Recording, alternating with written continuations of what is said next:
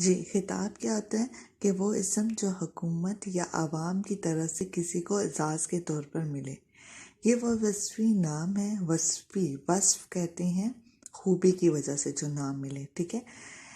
یہ وہ وصفی نام ہے جو عزت بڑھانے کے لیے عطا کیا جاتا ہے، جیسے قائد اعظم جو تھے وہ مولانا محمد علی جناح تھے۔ محمد علی جناح جو ہمارے قائد ہیں، ہم انہیں قائد اعظم کہتے ہیں، یہ عوام کی طرف سے انہیں ملا تھا، ٹھیک ہے۔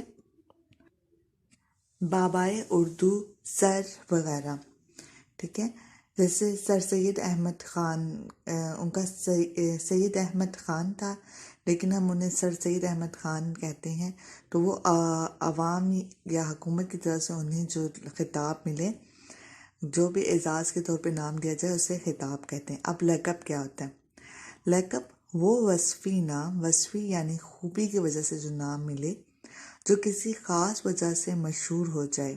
مثلاً حضرت ابراہیم علیہ السلام کا لقب خلیل اللہ یعنی اللہ کا دوست، حضرت موسیٰ علیہ السلام کا کلیم اللہ کیونکہ حضرت موسیٰ علیہ السلام اللہ تعالیٰ سے کلام کرتے تھے، حضرت علی رضی اللہ تعالیٰ عنہ کا شیر خدا وغیرہ، ٹھیک ہے۔ نمبر 3 ہے تخلص کی بھی آپ نے ڈبل لائن ہیڈنگ دینی ہے، جیسے میں نے ڈبل لائن ہیڈنگ دی آپ نے ایسی دینی ہے، اور اس کے بعد آپ نے ایک لائن چھوڑ کے کام کرنا ہے، نکٹ مارکر کا استعمال کرنا ہے۔ اب وہ اسم ہے، تخلص جو ہے وہ اسم ہے جو شاعر اپنے اصل نام کی جگہ شعروں میں استعمال کرتے ہیں، مثلاً غالب، حالی، میر وغیرہ۔ نمبر 4 ہے کنیت، وہ اسم ہے جو کسی رشتے کی مناسبت کی وجہ سے بولا جائے، مثلاً ابن مریم علیہ السلام، ابو الحسن، ام کلثوم۔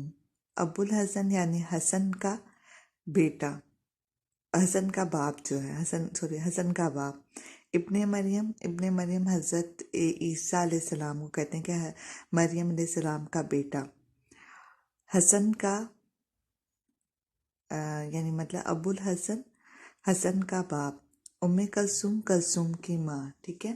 تو اسے کنیت کے طور پر بولا جاتا ہے، یہ کنیت کہلاتی ہے۔